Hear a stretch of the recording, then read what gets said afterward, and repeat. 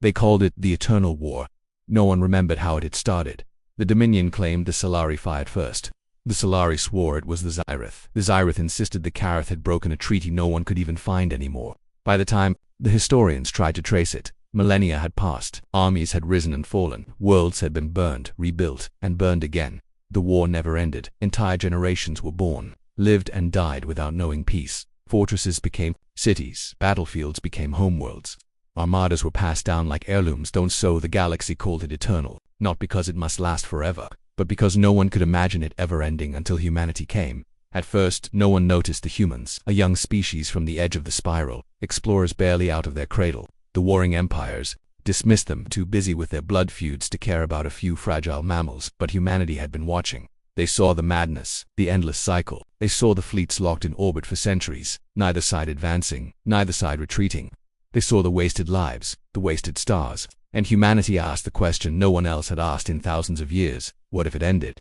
The galaxy laughed. It cannot end, it is eternal. But the humans did not laugh when they entered the war. The galaxy expected another pawn, another fleet to be ground into ash, another world to be turned into rubble. Instead, they brought something different. The first battle was at Veros Rift, where 3 empires had fought for 400 years without pause. Millions of ships clogged the void, locked in an endless cycle of advance and retreat.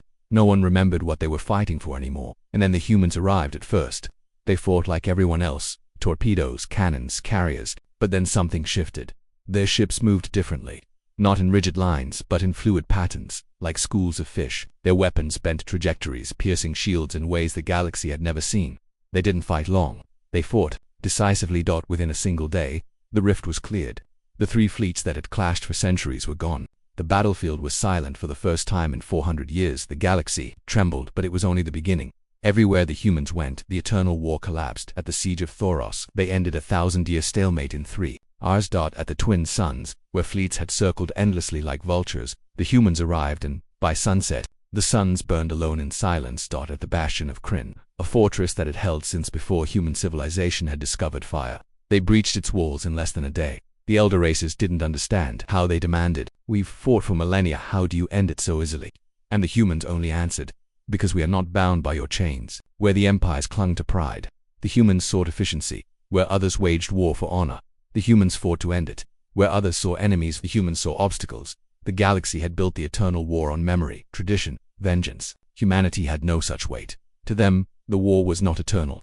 It was a problem, and problems could be solved. The final blow came at Calaprime, the heart of the conflict, where all sides gathered in one last desperate struggle. The largest fleets in history assembled, their weapons blotting out the stars. The galaxy braced for another 1,000 years of blood, and then the humans arrived. They did not come with more ships, they came with fewer, but they came with weapons. The galaxy had never seen silent, precise, merciless. They did not duel, they did not waste time, they cut, they erased.